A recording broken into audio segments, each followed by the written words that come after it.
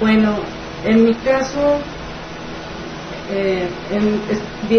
leyendo las vidas de los santos, viendo algunas películas sobre sus vidas, y que se hablaba de que pues ellos estaban viviendo estos votos, de alguna manera pues para mí no era algo desconocido, ya tenía yo alguna idea. Está mi vida, dime cuáles son las direcciones que tú crees pertinentes para lo que yo tengo que vivir y lo que yo tengo que hacer.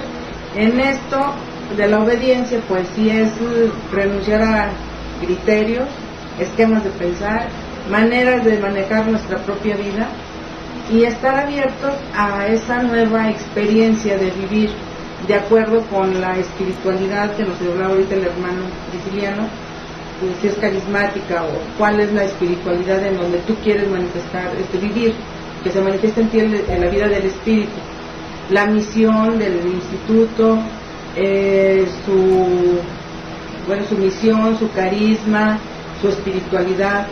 Entonces es un despojarse de criterios, de formas de ser, de decidir por mí misma lo que quiero hacer de mi vida, porque antes tengo que tener así como el consenso, la aprobación de la persona que es mi autoridad para poder hacerlo, ¿verdad?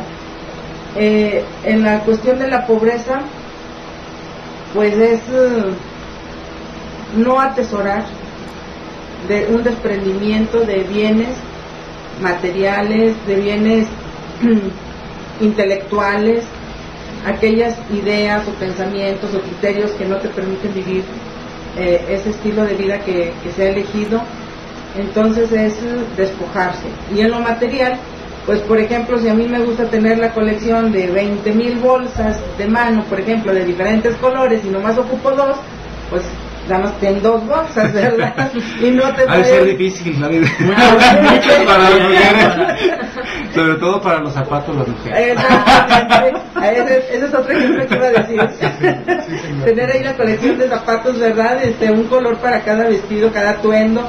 Entonces, pues desde ahí, y vivir la pobreza externa es también como un signo de la pobreza interna que estamos viviendo, ¿verdad?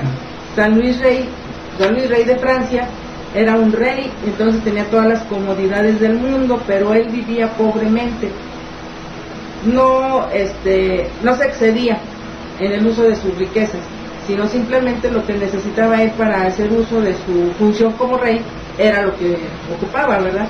Pero no tenía grandes comilonas, no tenía grandes guardarropas, o sea, no hacía pachangas con banda mariachi ni nada de eso. Ni nada de eso, vivía sobriamente. Muy bien. Entonces la pobreza es vivir sobriamente, con lo que Dios quiere que nosotros tengamos lo indispensable para vivir, no más allá. Y el otro voto, que es el de la virginidad consagrada, pues es renunciar a tener una vida de matrimonio, tener hijos. ¿Para qué? Pues para configurarnos con Jesucristo, que Él no se casó, que Él fue virgen. ¿Para qué? Para cumplir el plan de Dios aquí en la tierra, ¿verdad? Si Cristo hubiera sido casado, ¿cómo hubiera podido desplazarse con tanta libertad a todos lados para evangelizar, para curar, para llevar el mensaje de Dios? Entonces, quien quiere seguir a Cristo, pues necesita también tener esa libertad de decir, bueno, yo no tengo el compromiso de un esposo, de unos hijos, entonces me dedico a la extensión del reino. Es como Pablo, ¿verdad? Dice en su carta que si puede conservarse como él, que lo hagan, porque el que se casa, pues ya tiene que dedicarle tiempo a la esposa, y entonces ya no es igual, porque para la evangelización, bueno, ya le resta pues, ¿verdad? Prisciliano, yo quiero preguntarte, no sé si alguien tiene una pregunta. Bueno, Eva. Yo tenía una pregunta. Ahorita que estabas comentando acerca de los diferentes, de los votos que hacen ustedes. Ahorita voy a tener una pregunta después de que más o menos lo que nos platique Prisciliano. Pero fíjate que yo nunca había escuchado acerca de pobreza. Uno se imagina, bueno, pues vivir pobremente, pues no sé, a lo mejor no tener tantos lujos. Pero acerca de la pobreza espiritual, o sea, yo nunca había escuchado acerca de eso. Es ¿cómo nos definirías la pobreza espiritual? Tenemos muchos apegos, ¿no? Una persona decía que él sentía que no tenía apegos. Y un día estaba en oración, esto es verídico, estaba en oración y luego le dijo al Señor, ¿no está ver, presente, hermano, aquí no, para no medir está sus presente. peticiones? Saludos. Saludos, Él empezó a preguntarle a Dios en su oración, ¿tengo apegos o no tengo apegos? Porque yo creo que no los tengo, ¿verdad? Y entonces empezó a tener un pensamiento muy recurrente, y él dijo, bueno, es Dios quien me está hablando. Tu almohada y mi almohada, ¿qué tiene que ver mi almohada, verdad? Y se puso a reflexionar y se dio cuenta que cuando él viajaba tenía que llevar su almohada. Si iba a otro lado tenía que llevar su almohada porque si no, con otra almohada no dormía. Entonces dijo, bueno, pues de veras, si se me pierde mi almohadita, pues yo qué voy a hacer, no, ya no voy a dormir. Y descubrió ahí que tenía un apego hacia su almohada, ¿no?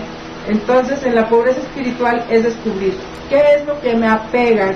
A lo mejor un cariño muy grande, muy fuerte con alguna persona, y este cariño que puede ser muy legítimo, un papá, un hermano, un sobrino, un vecino, un amigo,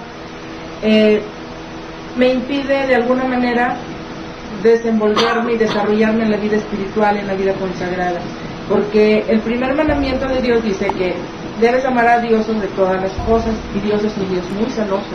Entonces, cuando nosotros le decimos, pues quiero vivir la pobreza espiritual, quiero entregarme a ti, Dios quiere ser el centro, el rey, el que gobierne nuestra vida, y los apegos pues se vienen quedando como alrededor de él.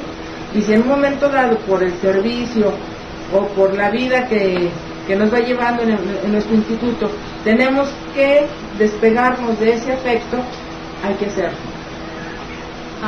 Muchas gracias, Javier. Sí, Prisciliano, para ti fue difícil, digamos, aceptar, respetar esos votos que menciona la hermana: castidad, obediencia, pobreza. Hiciste énfasis en obediencia y no sé por qué. No, hermano, no es nada personal, Prisciliano, no sabemos nada. Pero el programa está siendo grabado. Oh, por Dios. Y el padre Poncho está Exacto. Saludos, el padre. Padre Jorge. Sí es difícil. Es un tránsito que se da poco a poco, porque en la vida personal de cualquier joven, de cualquier persona, por decirlo de algún modo, hay muchas riquezas, hay más que un placer al sexo como tal, hay ese apego emocional, por decirlo de algún modo, hacia personas que no te permiten ser virgen también. O sea, que no permiten que el amor en la persona sea para los demás, sino que sea propio, a lo mejor, que es el peor de los apegos, ¿verdad? El apego a sí mismo, el narcisismo. Esa sería como la pérdida total de la visión de la virginidad, porque la virginidad es un desprenderte de tener hijos, de tener familia, de tener relaciones sexuales, de tener todo ese tipo de cosas para tener un amor más grande hacia los demás, con el cual construir una vida diferente, construir una relación nueva, construir relaciones dinámicas, relaciones vivas, no relaciones monótonas. Entonces, cambiar todo un esquema que viene junto contigo de toda tu vida, sí es difícil. Para mí fue difícil la obediencia porque estaba acostumbrado a mandar, sí. Oye, pero antes de que hables de la obediencia, tengo una duda. O sea que la castidad no solamente es el hecho de guardarse, de tener relaciones sexuales, sino también de todos aquellos actos emocionales, o si tú quieres a lo mejor eróticos, que te apegan a cierta persona y que provocan en ti como ese egoísmo de sentir placer. No el sentir placer, porque el placer en sí mismo no es malo. Ajá. Más bien sería el punto donde decimos me impide amar de mejor manera a los demás y a Dios sobre todas las cosas.